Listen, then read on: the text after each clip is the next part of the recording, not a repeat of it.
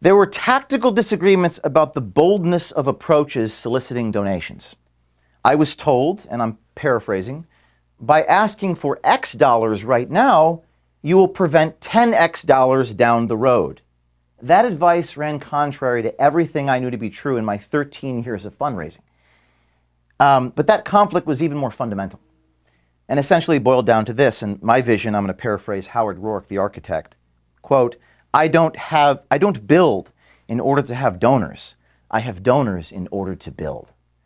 That's what I believed, and I felt like we had a conflict of visions. We measure our success in terms of what we produce, not just in terms of our wallets.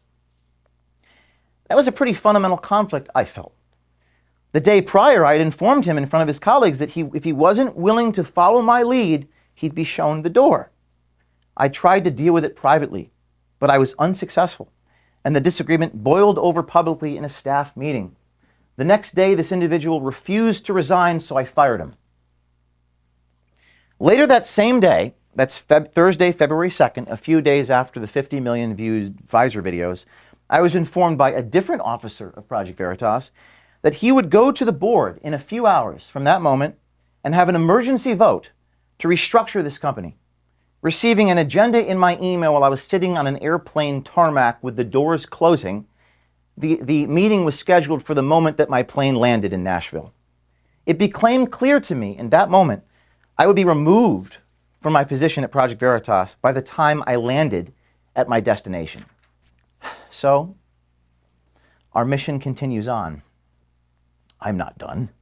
The mission will perhaps take on a new name, and it may be no longer called Veritas, Project Veritas. I'll need a bunch of people around me, and I'll make sure you know how to find me.